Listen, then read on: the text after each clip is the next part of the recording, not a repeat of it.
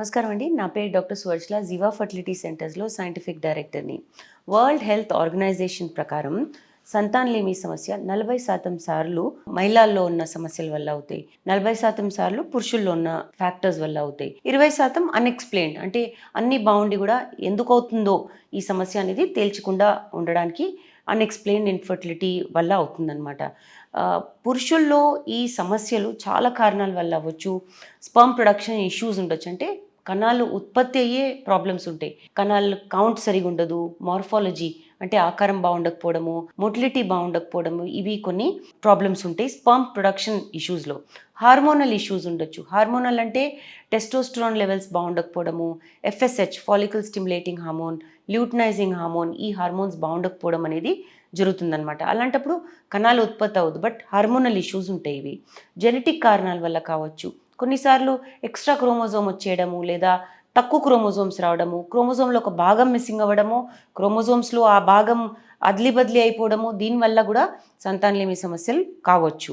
ఇవే కాకుండా ఇన్ఫెక్షన్స్ కూడా ఒక పెద్ద కారణం. ఇన్ఫెక్షన్స్ అంటే సెక్షువల్లీ ట్రాన్స్మిటెడ్ డిజీజెస్, ఇలాంటి జబ్బులు ఉన్నాయనుకోండి, తెలియకుండా కణాల ప్రొడక్షన్ పడిపోతూ ఉంటుంది. స్ట్రక్చరల్ అబ్నార్మాలిటీస్ కూడా ఉంటాయి కొన్నిసార్లు. అంటే ఉదాహరణకి ఇజాక్యులేటరీ డిస్ఫంక్షన్ అంటే కణాలు బయటికి రాకుండా బ్లాడర్లోకి వెళ్ళిపోవడము, ఇజాక్యులేట్ అనేది, వీర్యం అనేది. సో ఇవి కొన్ని స్ట్రక్చరల్ అబ్నార్మాలిటీస్ వల్ల అవుతాయి అన్నమాట. సో ఇది కూడా ఒక పెద్ద కారణం ఉంటుంది.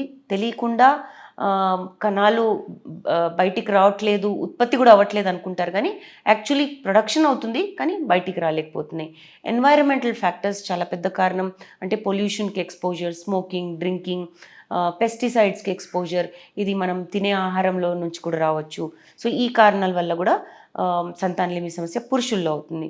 ఇవి కాకుండా సెక్షువల్ ఇజాక్యులేటరీ డిజార్డర్స్ ఉంటాయి. వీటిలో ఏంటంటే ఎరెక్టైల్ డిస్ఫంక్షన్ వస్తుంది, ఇజాక్యులేటరీ డిసార్డర్స్ అన్నీ వీటిలో వస్తాయి అన్నమాట. ఈ ప్రాబ్లమ్స్ వల్ల కూడా అంటే ఇండైరెక్ట్గానే ఉండొచ్చు, బట్ సెక్షువల్ ప్రాబ్లమ్స్ ఉండడం వల్ల ఇన్ఫర్టిలిటీ అవ్వడం అనేది కూడా చాలా కామన్ ఇష్యూ. ఇది స్ట్రెస్ వల్ల ఉండొచ్చు, లేదా హార్మోనల్ ఇష్యూస్ వల్ల ఉండొచ్చు. కాబట్టి కరెక్ట్గా దీన్ని డయాగ్నోస్ చేయడం చాలా ఇంపార్టెంట్. ఆటో ఇమ్యూన్ డిజీజెస్ కూడా ఉంటాయి కొన్నిసార్లు.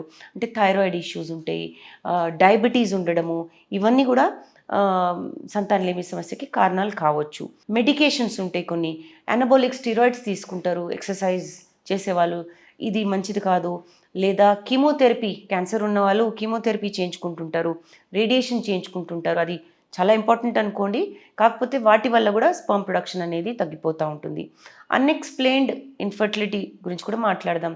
అన్ఎక్స్ప్లెయిన్డ్లో ఇవన్నీ లేకపోవడం, కానీ అయినా ఏదో సమస్య ఉందని డెఫినెట్గా దానివల్లనే ఇన్ఫర్టిలిటీ అవుతూ ఉంటుంది. బట్ డిఎన్ఏ ఫ్రాగ్మెంటేషన్ అనేది కూడా ఈ మధ్య చాలా ఒక ఇంపార్టెంట్ కారణమని తేల్చడం జరిగింది. కణాలలో ఉన్న డిఎన్ఏ అంటే దాని హెడ్లో డిఎన్ఏ ఉంటుంది. ఆ డిఎన్ఏ బాగాలేదనుకోండి, దాంట్లో డిఫార్మిటీస్ ఉన్నాయనుకోండి, అలాంటప్పుడు కూడా సంతానలేమి సమస్య అవుతుంది. దీన్ని డిఎన్ఏ ఫ్రాగ్మెంటేషన్ అంటారు. ఆ డిఎన్ఏ ఏదైతే ఉంటుందో అది ఫ్రాగ్మెంటెడ్గా, బ్రోకన్గా, ఇరిగిపోయి ఉంటుందన్నమాట. అలాంటప్పుడు దీనివల్ల కూడా సంతానలేమి సమస్య కావచ్చు. దీనివల్ల పిండాలు తయారవుతాయి కానీ అతకకపోవడము, లేదా మిస్క్యారేజ్ అవ్వడం అనేది తేల్చడం జరిగింది. సో డిఎన్ఏ ఫ్రాగ్మెంటేషన్ కూడా ఒక చాలా పెద్ద సమస్య. ఏజ్ రిలేటెడ్ సమస్యలు కూడా ఉంటాయి. మామూలుగా ఏమనుకుంటారంటే పురుషుల్లో అఫ్కోర్స్ డెఫినెట్గా 70s దాకా స్పర్మ్ ప్రొడక్షన్ అవుతూ ఉంటుంది, అందుకనే స్పర్మ్ ప్రొడక్షన్ అవుతుంది కదా సమస్య రాకపోవచ్చు అనుకుంటారు. కానీ 45-50 నుంచి స్పర్మ్ క్వాలిటీ పడిపోతూ ఉంటుంది. స్పర్మ్స్లో డిఎన్ఏ ఫ్రాగ్మెంటేషన్ ఎక్కువడము, లేదా క్వాలిటీ తగ్గిపోవడము, క్వాంటిటీ తగ్గిపోవడం అంటే నంబర్ తగ్గిపోవడము, మార్ఫాలజీ ఆకారం తగ్గిపోవడం వల్ల పిండాల్లో కూడా ప్రాబ్లమ్స్ ఉంటాయి. ఈ ఎంబ్రియోస్ అతికిన మిస్క్యారేజ్ ఎక్కువ అవుతాయి, లేదా పిల్లల్లో కూడా జెనెటిక్ అబ్నార్మాలిటీస్ రావడానికి ఇది ఒక పెద్ద సమస్య. సో ఏజ్ రిలేటెడ్ ప్రాబ్లమ్స్ కూడా మగవాళ్ళలో కూడా అవుతుందన్నమాట. సో ఇవన్నీ కారణాల వల్ల మేల్ ఇన్ఫర్టిలిటీ అవ్వచ్చు, పురుషుల్లో సంతానలేమి సమస్య అవ్వచ్చు. ఈ కారణం ఏంటో అనేది ఇన్వెస్టిగేషన్ సరిగా చేసి పరీక్షలు చేయించుకుంటే ప్రాబ్లం ఏంటో తేల్చుకున్న తర్వాత ట్రీట్మెంట్ ఇవ్వడం జరుగుతుంది. వీటి గురించి ఇంకా వివరాల కోసం తప్పకుండా జీవా ఫర్టిలిటీ సెంటర్స్కి విచ్చేయండి. Thank you.